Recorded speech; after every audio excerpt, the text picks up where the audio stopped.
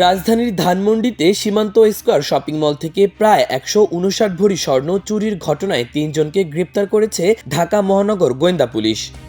চুরি হয়ে যাওয়া ৫০ ভরি ৮ আনা গলিত স্বর্ণ উদ্ধার হয়েছে বলে নিশ্চিত করেছে ডিবি দক্ষিণের যুগ্ম কমিশনার মোহাম্মদ নাসিরুল ইসলাম।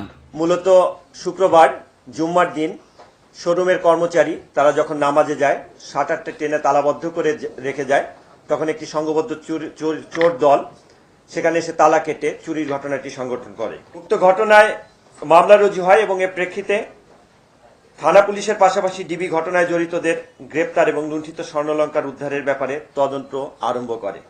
ঢাকা মহানগর পুলিশের গোয়েন্দা বিভাগ ঘটনাস্থল হতে ক্লু হিসাবে শুধুমাত্র একটি ভিডিও ফুটেজ সংগ্রহ করে। ভিডিও ফুটেজ পর্যালোচনায় আমরা দেখতে পাই এক অভিনব পদ্ধতিতে শোরুমের শাটার কেটে ভিতরে প্রবেশ করে মাত্র ৮ মিনিটের মধ্যে স্বর্ণালংকার সহ সংঘবদ্ধ চোরাই দল পালিয়ে যায়। সিসিটিভির ফুটেজে দেখা গেছে গত ৩ জানুয়ারি শুক্রবার জুমার নামাজের সময় ক্রাউন ডায়মন্ড অ্যান্ড জুয়েলার্স থেকে গায়ে জড়ানো চাদর দিয়ে আড়াল করে মাত্র অল্প সময় তালা কেটে ভেতরে প্রবেশ করেন ৫ জন। মাত্র ৮ মিনিটের মধ্যে প্রায় ১৫৯ ভরি স্বর্ণ লোপাট করে উধাও হয়ে যায় চোর চক্র।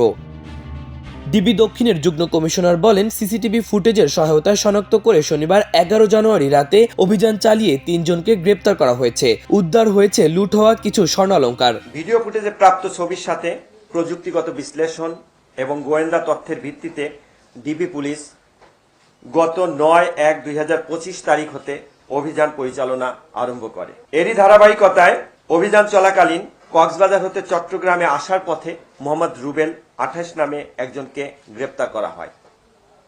তার স্বীকারোক্তি মূলে পরবর্তীতে কুমিল্লা জেলার বিভিন্ন স্থানে অভিযান পরিচালনা করে শফিক ওরফে সোহেল নামে অপর আরেকজনকে গ্রেপ্তার করা হয়। তাদের স্বীকারোক্তি মূলে কুমিল্লা জেলার একটি জুয়েলারির দোকান হতে ২৮ ভরি ১৪ আনা চুরি যাওয়া স্বর্ণালংকার এবং ২১ ভরি ১০ আনা চুরি যাওয়া স্বর্ণালংকারের গলিত স্বর্ণ উদ্ধার করা হয় এবং সেখান থেকে সাদ্দাম হোসেন নামে অপর এক ব্যক্তি বয়স ৩১ তাকে গ্রেপ্তার করা হয়।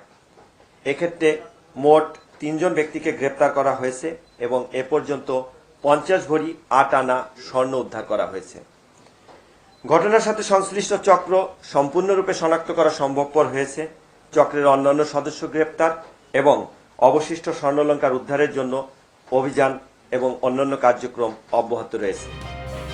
গ্রেপ্তার আসামিরা আগে থেকেই এমন চুরির সঙ্গে জড়িত বলে তথ্য পেয়েছে গোয়েন্দারা।